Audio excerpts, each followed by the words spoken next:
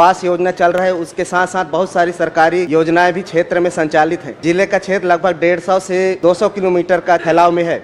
ऐसी स्थिति में क्या है, रेत खरीदना वहाँ के लोगों का बड़ी मुश्किल होती है। घोषित हुए हैं पेंड्रा गौरेला जिला में और तीनों खदानों में पर्यावरण सम्मति प्राप्त होने के पश्चात अनुबंध की कार्यवाही की जाएगी। 3 खदानों रेत खदानों में पाई गई अनियमितताओं के आधार पर की गई कार्रवाई। इसमें कार्रवाई के नाम से सिर्फ आपने 1.5 लाख, 2.5 लाख, 25,000 सिर्फ रुपया वसूली किया है। रेत उत्खनन और परिवहन के मामले में आर्थिक रूप से दंड आरोपित किए जाते हैं, गाड़ियां जब्त की जाती हैं और जरूरत पड़ने पर उसे राजसात भी की जाती है। 3 साल में आपके जवाब में एक भी गाड़ी आपने जब्त नहीं किया है।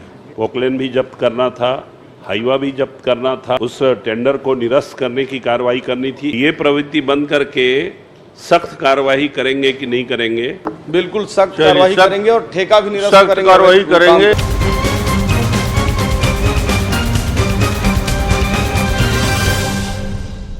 प्रणव कुमार मरपच्ची जी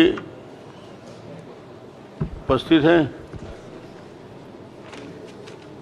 माननीय अध्यक्ष महोदय, मैं माननीय मंत्री जी से जानना चाहूँगा कि जिला गौरेला पेंड्रा मरवाही में कितने खदानें, रेत खदानें संचालित हैं, विकास खंडवार जानकारी दें। माननीय अध्यक्ष महोदय, अभी गौरेला पेंड्रा मरवाही में कोई भी वर्तमान में रेत की खदानें संचालित नहीं है। ठीक, चलिए दूसरा प्रश्न करिए। कोई रेत खदान नहीं है बता रहे मंत्री। माननीय अध्यक्ष महोदय, पूछिए। अभी सरकार का महत्वपूर्ण योजना आवास योजना चल रहा है, उसके साथ साथ बहुत सारी सरकारी योजनाएं भी क्षेत्र में संचालित हैं। जिले का क्षेत्र लगभग 150 से 200 किलोमीटर का फैलाव में है। ऐसी स्थिति में क्या है, रेत खरीदना वहाँ के लोगों का बड़ी मुश्किल होती है। तो क्या अलग से बजट का व्यवस्था किया जाएगा इसमें?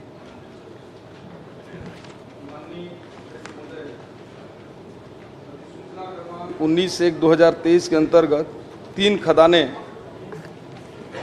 घोषित हुए हैं पेंड्रा गौरेला जिला में और तीनों खदानों में पर्यावरण सम्मति प्राप्त होने के पश्चात अनुबंध की कार्यवाही की जाएगी। 3 खदानों का जल्दी खोलिए उसको, खदान को। यही विधायक यही चाह रहे हैं कि खदान खुल जाए ताकि आवास के लिए इनको सुविधा होगी। और कोई प्रश्न है विधायक जी? हाँ, ये 3 खदान जल्द खुलेंगे। 3 खदान बोल रहे हैं, जल्दी खुल जाएंगे। इसके अतिरिक्त कोई प्रश्न हो तो करिए। जी धन्यवाद। धन्यवाद। धर्मजीत जी। आदरणीय अध्यक्ष महोदय, मैंने बिलासपुर संभाग के सन 2020 से लेकर 23 तक रेत रॉयल्टी उत्खनन हेतु और उनकी अवधि और कार्यवाही, अवैध उत्खनन और अवैध भंडारण की शिकायतों के बारे में प्रश्न पूछा है। उसमें आपका संलग्न प्रपत्र में आपने बताया है कि 1 मार्च 2020 से 31 अगस्त 2023 तक रेत खदानों में पाई गई अनियमितताओं के आधार पर की गई कार्रवाई। इसमें कार्रवाई के नाम से सिर्फ आपने 1.5 लाख, 2.5 लाख, 25,000, 1.5 लाख 72,000 सिर्फ रुपया वसूली किया है। मैं आपसे ये पूछना चाहता हूँ, क्या विभाग का ये नियम है कि अनियमितता पाए जाने पर सिर्फ रुपए की राशि ही वसूलना है या कोई और अन्य कार्य भी करने का इसमें प्रावधान है?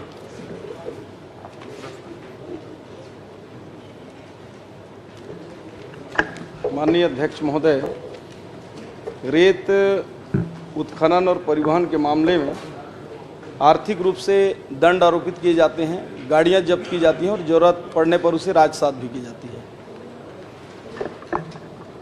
इस 3 साल में आपके जवाब में एक भी गाड़ी आपने जब्त नहीं किया है। एक भी, मैंने भैंसा गाड़ी भी जब्त नहीं हुआ है, बड़ा गाड़ी भी जब्त नहीं हुआ है। सिर्फ रुपया लेके आप छोड़ देते हैं और कोई लाइसेंस भी किसी का जो टेंडर हुआ है उसको आपने कैंसिल नहीं किया है।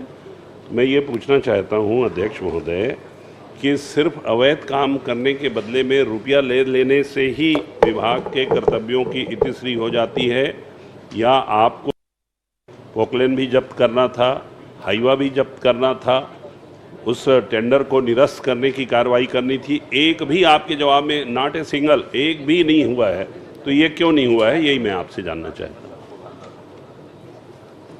इसमें माननीय अध्यक्ष महोदय, उसकी पट्टा भी निरस्त करते हैं, लेकिन एक कहावत है कि सांप निकल गई, अब उसका चिन्ह बचा है, डंडा पीटने वाली बात है। लेकिन एक हफ्ता पहले इसी सदन में माननीय मुख्यमंत्री जी के उनके विभाग का जवाब देते हुए भारत साधक मंत्री चौधरी जी ने कहा था कि कार्रवाई करेंगे, और मुझे सदन को बताते हुए बहुत हर्ष है कि एक हफ्ते के अंदर हमने रेत के 7 प्रकरण दर्ज किए, जिसमें 5 चेन माउंटिंग मशीन, आप बोल रहे थे मशीन जब्त नहीं होती है, चेन माउंटिंग मशीन 5 हमने जब्त की है, 1 जेसीबी किया है, 1 हाईवा को जब्त किया है, और 193 अवैध परिवहन के प्रकरण के साथ साथ 10 जो है अवैध भंडारण का माननीय अध्यक्ष महोदय 1 सप्ताह में माननीय विष्णुदेव जी की सरकार ने किया है। और एक लगातार इस प्रकार के जो अवैध उत्खनन पर कार्रवाई चलती रहेगी। निश्चित रूप से आप लोगों ने जो चिंता किया था उस पर सरकार गंभीर होकर उसको कदम उठा रही है। वो तो विधानसभा में मामला उठा, ओपी चौधरी साहब ने यहीं पर आदेश दिया, उसके लिए उनको मैं धन्यवाद देता हूं, आपके माध्यम से भी, और आपको भी धन्यवाद देता हूं। लेकिन 3 साल तक के आप एक भी गाड़ी जब्त नहीं किए। खुलेआम रेत माफिया या रेत के ठेकेदार वहां पर अवैध भंडारण करते रहे, रेत निकालते रहे। आप सिर्फ 1,25,000 50,000 छोड़ के लेकर के उनको छोड़ते रहे। तो ये प्रवृत्ति बंद करके सख्त कार्रवाई करेंगे कि नहीं करेंगे, ये आपसे जानना चाहता हूँ। सख्त कार्रवाई करेंगे कि नहीं, और उनके ठेके को निरस्त करने की भी कार्रवाई करेंगे, बता दीजिए।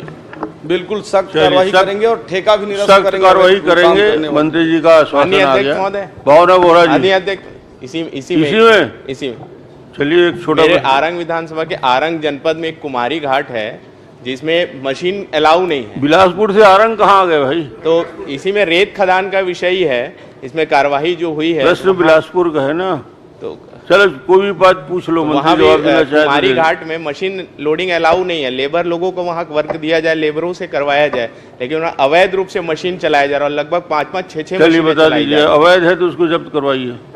निश्चित रूप से माननीय सदस्य विधानसभा में बता रहे हैं, आज ही टीम जाएगी, अगर वहाँ मशीन चल रही है तो जब्त करेंगे। भावना बोरा जी।